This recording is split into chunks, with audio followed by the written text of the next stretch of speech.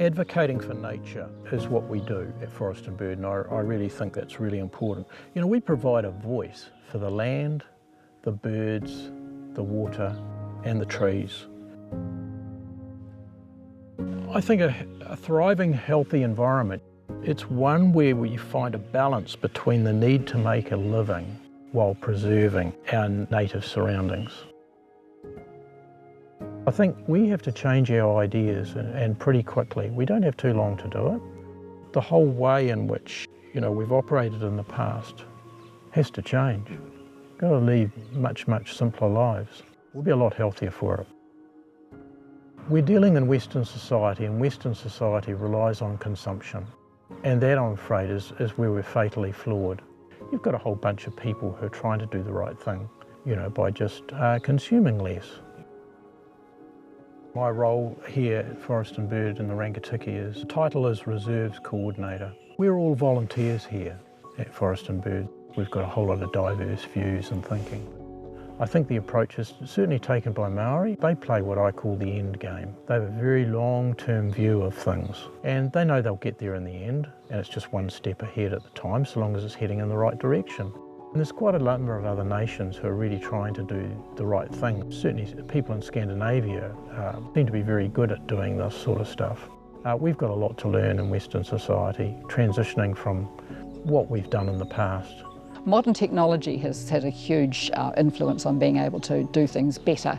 Also, in the last 15 to 20 years, we have had huge positive relationships with Horizons and the Rangitīkei District Council. That has made it really easy to get more and more individuals involved. People today know it's important. They actually know that it's important for their health if they reconnect with nature. There's a lot of scientific studies being done about it right now. Being a scientist, I would turn to the science and I would say, okay, well, prove to me that being in amongst bush areas like this is good for my well-being. And it has been done so.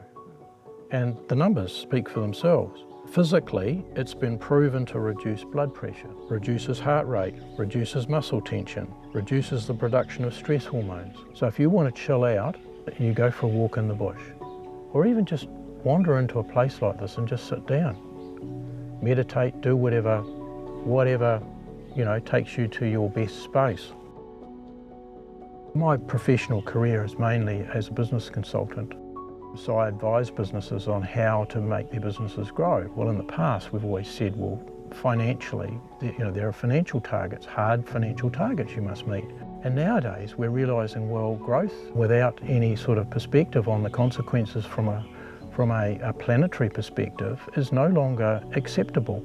We've got to be very careful, and it's quite interesting that there's been a huge shift, I think, in the commercial realities of for-profit organisations, which are now realising that unless we look after our communities and unless we look after the environment, we won't have a life.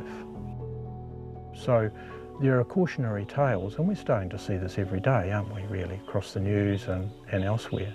And the reactions, you know, are coming back from big business. And that's something that I'm certainly seeing now. Long after we're gone, somebody's going to have to carry the mantle. We just celebrated our 60th year recently. And of course, we've had people who are no longer here, who have done this excellent work. And we just look upon ourselves as just being the current day custodians, really. And we need to find the next generation of people who are going to come in and think this is a valuable place, and will do an even better job than we have. One of our challenges here in looking after these precious little reserves is we've only got some of the connections that we need, and we need to be much better connected. The younger people, the ones who are holding their phones, we need to be connected with those people. From a health and well-being perspective, this is what we need. This is what's been missing in our lives for so many years, and this is why we're highly stressed. This is why we're strung out. This is why we're crabby with everybody, because we're not doing this stuff. We're not getting out there amongst nature and just living and experiencing it.